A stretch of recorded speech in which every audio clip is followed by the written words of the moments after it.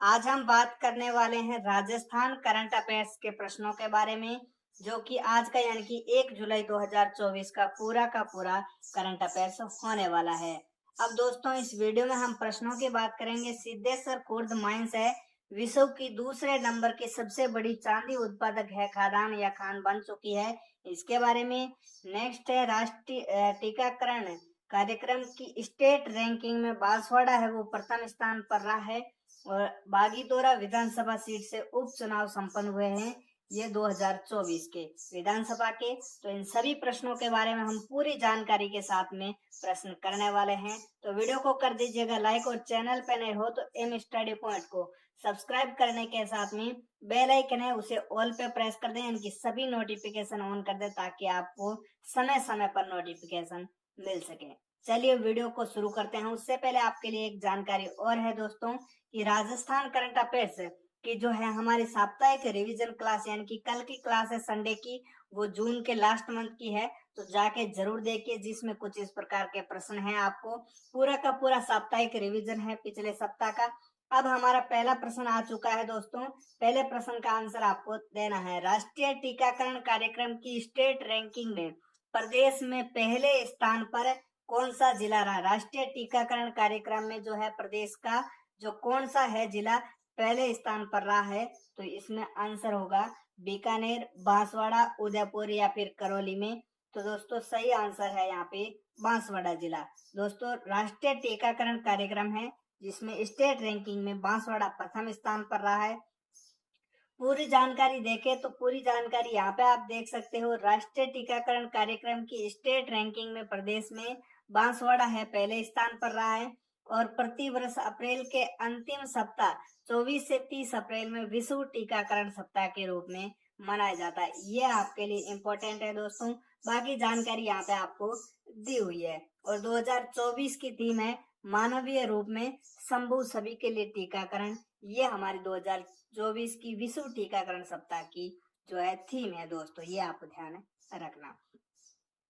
अब दोस्तों next question है, यूएनओ में आयोजित होने वाली वार्षिक सम्मेलन सीपीडी मीट 2024 में चुने जाने वाली नीरू यादव को जाना जाता है, किस रूप में जाना जाता है दोस्तों?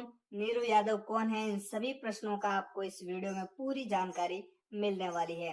राजीविका की ब्रांड एम्बेसडर, हॉकी वाली सरपंच, सोलर वुमेन या भारतीय सेना में ऑर्डिनेंस यूनिट की अफसर है। तो इसका सही उत्तर कौन सा हो जाएगा? ऑप्शन यहाँ पे बी इसका सही उत्तर होगा, हॉकी वाली सरपंच है। कौन है? नीरू यादव। कहाँ की है? इनके बारे में पूरी जानकारी देखें।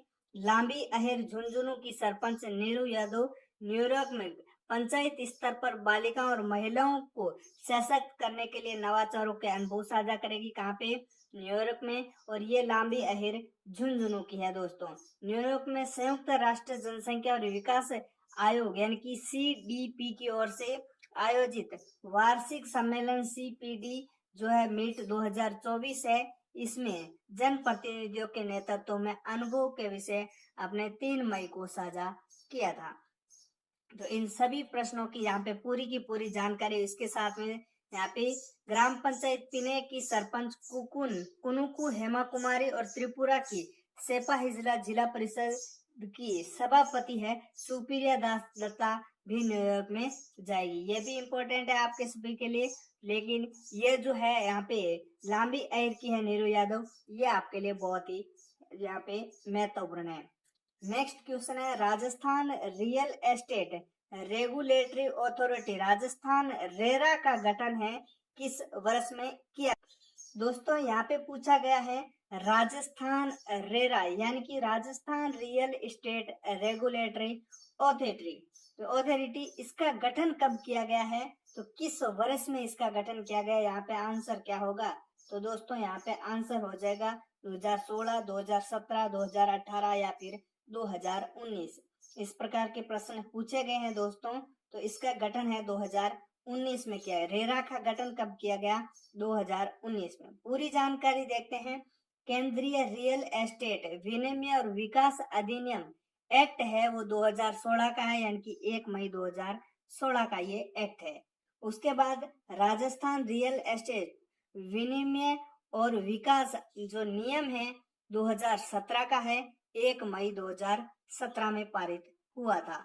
उसके बाद राजस्थान रियल एस्टेट प्राधिकरण यानी कि रेरा है, उसका गठन है यहाँ पे जो है 6 मार्च 2019 को यहाँ पे रेरा बनाया गया है। लेकिन राजस्थान सरकार द्वारा रियल एस्टेट अपील न्यायाधिकरण का गठन कब किया गया, तो ये 6 मार्च 2019 को किया गया, यानी कि रेरा का जो है गठन है 2019 में किया गया है। तो यहाँ पे सही उत्तर क्या हो जाएगा, 2019 इसका सही आंसर हो जाएगा।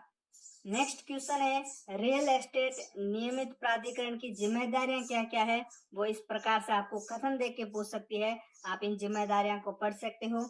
नेक्स्ट है, वर्ल्ड सिल्वर सर्वे 2024 के तहत हिंदुस्तान जिंक की सिद्धेश्वर खुर्द है माइंस विश्व की दूसरे नंबर की सबसे बड़ी चांदी उत्पादक खदान है, यह कौन से जिले में, दोस्तों ये कौन से जिले में सिद्धेश्वर खुर्द माइंस विश्व की दूसरे नंबर की सबसे बड़ी चांदी उत्पादक खदान है, कौन से में जिले में, सलूम्बर में, भीलवाड़ा में, राजसमंद या फिर चित्तौड़गढ़ में। तो इसका सही उत्तर कौन सा हो जाएगा, सही उत्तर हो जाएगा यहाँ पे राजसमंद जिले में। कौन से जिले में है, राजसमंद जिले में है दोस्तों। पूरी जानकारी देखें तो वेदांता समूह की हिंदुस्तान जिंक लिमिटेड चांदी उत्पादक के क्षेत्र में विश्व की तीसरी सबसे बड़ी चांदी उत्पादक बन गई है, कंपनी बन गई है, और कंपनी ने रिकॉर्ड 746 मीट्रिक टन चांदी का उत्पादन कर विश्व में तीसरा स्थान हासिल किया है। लेकिन द सिल्वर इंस्टीट्यूट यूएसए द्वारा आयोजित वर्ल्ड सिल्वर सर्वे 2024 के तहत हिंदुस्तान जिंक की जो सिद्धेश्वर माइंस विश्व की दूसरे नंबर की सबसे बड़ी चांदी उत्पादक खदान बनी है, जो कि 2023 में चौथे स्थान पर थी। दोस्तों जो 2023 में यहाँ पे जो चौथे नंबर पर थी, अब है 2024 में दूसरे नंबर पर आ चुकी है।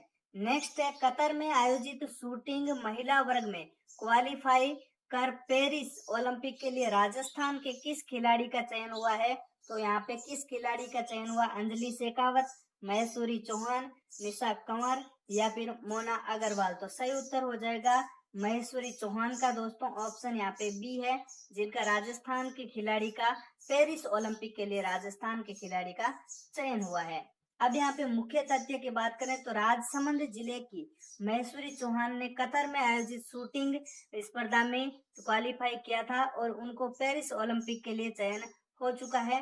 अब भारत का प्रतिनिधित्व ये करने वाली है।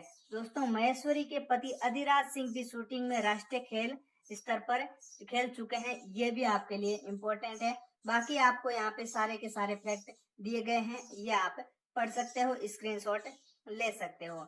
नेक्स्ट है, उद्योग एवं वाणिज्य सूचना प्रौद्योगिकी एवं संचार युवा मामले और खेल कौशल नियोजन और उद्यमिता तथा सैनिक कल्याण विभाग के मंत्री कौन है, तो दोस्तों यहाँ पे कौन से हैं, राज्यवर्धन सिंह राठौड़, अविनाश गहलोत, सुरेश सिंह रावत, गजेंद्र सिंह खींवसर। तो इनमें से सही उत्तर हो जाएगा राज्यवर्धन सिंह राठौड़, ऑप्शन यहाँ पे ए इसका सही उत्तर हो जाएगा।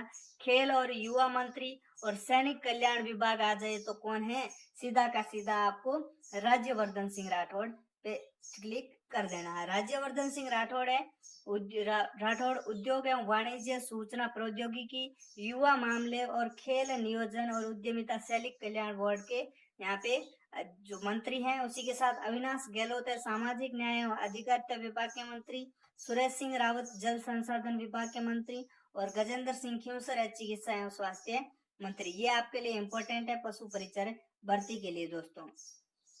नेक्स्ट क्वेश्चन है, मलेशिया में आयोजित 59वीं इन्विटेशनल एज ग्रुप स्पर्धा के 200 मीटर बटरफ्लाई के उदयपुर के किस खिलाड़ी ने कांस्य पदक जीता, यहाँ पे कांस्य पदक जीता है इन्विटेशनल एज ग्रुप स्पर्धा में। तो इन्होंने किसने जीता है, आर्यन नेहरा ने, युग चैलानी ने, फिरदौस कायम खानी ने या आशीष कुमार ने। तो यहाँ पे किसका युग चल रहा है, कांस्य पदक इन इन्विटेशनल एज ग्रुप स्पर्धा के बटरफ्लाई आ गया तो तैरना, तो यहाँ पे इसका सही उत्तर हो जाएगा युग चलाने, ऑप्शन इसका बी सही उत्तर है दोस्तों। अब इनके बारे में बात करें, युग चेलानी के बारे में, तो मलेशिया में आयोजित 59वीं इनविटेशनल एज ग्रुप स्पर्धा के 200 मीटर बटरफ्लाई में उदयपुर के युग चेलानी ने कांस्य पदक जीता। उसी के साथ उदयपुर के है युग चेलानी, तो इनके बारे में, युग चेलानी ने खेलो इंडिया यूथ गेम 2024 में 3 स्वर्ण और 2 कांस्य पदक यानी कि कुल 5 पदक जीते थे। किसमें? यहाँ पे खेलो इंडिया यूथ गेम में। उसी के साथ 49वीं राष्ट्रीय जूनियर तैराकी प्रतियोगिता में स्वर्ण पदक जीता। दिल्ली में इंटरनेशनल प्रतियोगिता में प्रदेश की पहली बार व्यक्तिगत रजत पदक दिलाने वाले राजस्थान के तैराक कौन है? तो युग चेलानी है दोस्तों। और फिलीपींस में आयोजित होने वाली 11वीं एशियन एज ग्रुप चैंपियनशिप के लिए राजस्थान की किस तैराक का चयन भारतीय टीम में हुआ? तो वो भी युग चेलानी का हुआ। तो युग चेलानी के बाद में वेरी इंपॉर्टेंट तथ्य यहाँ पे दिए गए हैं, स्क्रीनशॉट आप इसका ले सकते हो। नेक्स्ट क्वेश्चन है, 26 अप्रैल 2024 को राजस्थान के किस विधानसभा सीट से उपचुनाव हुए? दोस्तों 26 अप्रैल 2024 को राजस्थान की कौन सी विधानसभा सीट है जहां से उपचुनाव हुए हैं? करणपुरा, बागीदोरा, रामगढ़ या फिर जायल। करणपुर सीट है गंगानगर की, वहां पे 5 जनवरी को हो गए, 5 जनवरी 2024 को भी उपचुनाव हो चुके थे। लेकिन अब यहाँ पे किस में हुआ है? तो यहाँ पे सही इसका उत्तर हो जाएगा दोस्तों बागीदोरा विधानसभा सीट। बागीदोरा कहाँ पे है और क्या है इसकी जानकारी, पूरी जानकारी देखें तो 26 अप्रैल 2024 को राजस्थान के बागीदोरा विधानसभा सीट के उपचुनाव हुए हैं, जहाँ पे उपचुनाव में 77.50% है मतदान हुआ है। महेंद्रजीत मालवीय ने इस्तीफा देने के बाद ये सीट खाली हो गई थी, यानी कि ये जो है महेंद्रजीत मालवीय है कांग्रेस से बीजेपी में चले गए हैं, इन्होंने कांग्रेस से इस्तीफा दे दिया है और ये सीट खाली हो गई। उसके बाद उपचुनाव हुआ है। दोस्तों इस प्रकार के प्रश्न है पूछे जाते हैं, उपचुनाव वाले प्रश्न है हमेशा पूछे जाते हैं। और उपचुनाव हुआ है किस बागीदोरा का? तो यहाँ पे एक प्रश्न पूछा गया, फर्स्ट ग्रेड एग्जाम 2022 हुआ, जिसमें यहाँ पे प्रश्न पूछा गया है कि यहाँ पे 15वीं जो विधानसभा है उसमें कुल 8 उपचुनाव हुए, यानी कि 15वीं विधानसभा में कितने उपचुनाव हुए हैं? उपचुनाव के बारे में प्रश्न इस प्रकार से आया कि कितने उपचुनाव हुए? तो अभी तक राजस्थान में 2 उपचुनाव हुए। पहला तो हुआ था करणपुर सीट से और दूसरा हुआ है राजस्थान की जो बागीदोरा से। अब दोस्तों उपचुनाव होने वाले, लोकसभा चुनाव हो गए, सांसद बन चुके हैं और सांसद जो है विधानसभा सीट से विधायक से सांसद बन चुके हैं, उन सभी सांसदों की सीट है लोकसभा चुनाव में, तो उनकी खाली हो चुकी है। तो उनमें कौन कौन से होने वाले हैं उपचुनाव, उनका भी हम आगे जब भी यहाँ पे चुनाव होगा तो जिक्र कर देंगे। तो इस प्रकार के चुनाव अब अभी तक 2 हो चुके हैं, करणपुर और बागीदोरा से। नेक्स्ट क्वेश्चन है दोस्तों यहाँ पे, 16वें राजस्थान विधानसभा चुनाव 2023 के दौरान किस दल के प्रत्याशी की मृत्यु के कारण करणपुर श्री गंगानगर विधानसभा सीट का निर्वाचन क्षेत्र चुनाव स्थगित किया गया, यानी कि करणपुर सीट से पहली बार उपचुनाव हुआ था। उपचुनाव है तो इस प्रकार के प्रश्न पूछे जा सकते हैं दोस्तों। अब करणपुर से उपचुनाव हुआ है तो ये किस पार्टी से थे?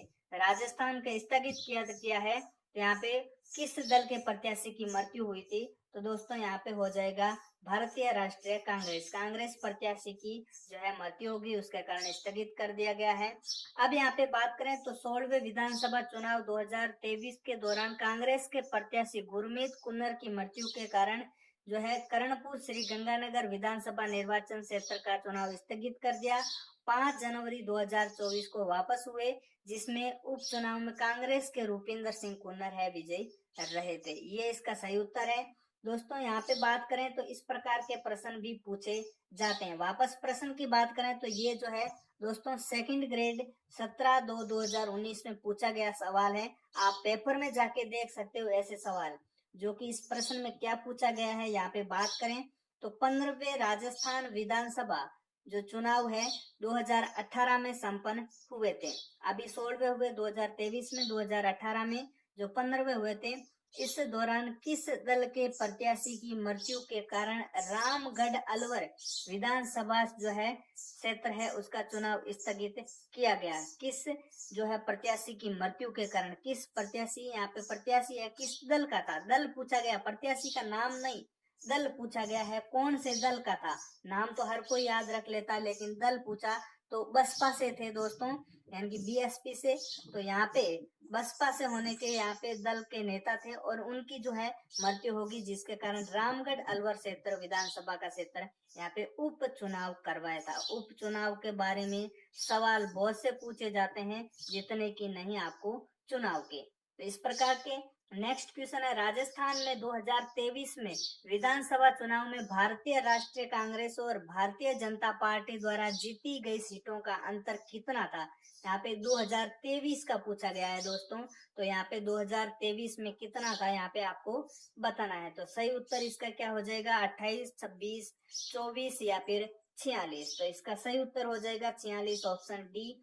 पूरी जानकारी दोस्तों यहाँ पे दी हुई है राजस्थान विधानसभा चुनाव 2023, क्योंकि ये पिछला था और लेटेस्ट अभी है 2024 का हुआ नया वाला, तो वो भी आपको पूछा जा सकता है। 2023 और 24 दोनों लोकसभा और विधानसभा दोनों के दोनों यहाँ पे इन प्रश्नों में से बहुत सारे प्रश्न ऐसे बनने वाले हैं चुनाव को लेके। तो दोस्तों 2023 का यहाँ पे दिया गया है पूरी की पूरी यहाँ पे कितनी जानकारी सीटों की। तो इस प्रकार के प्रश्न भी यहाँ पे पूछे जाते हैं, जैसे कि यहाँ पे राजस्थान में जो 2018 के विधानसभा चुनाव है, भारतीय राष्ट्रीय कांग्रेस और भारतीय जनता पार्टी द्वारा जीती गई सीटों का अंतर कितना है? 26 है। 2018 में 26 था और 2023 में कितना है? 2023 में कितना है?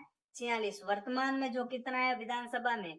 46 का है। और पिछली बार कितना था? 2018 में 26 का था, यानी कि 26 का इनका अंतर था।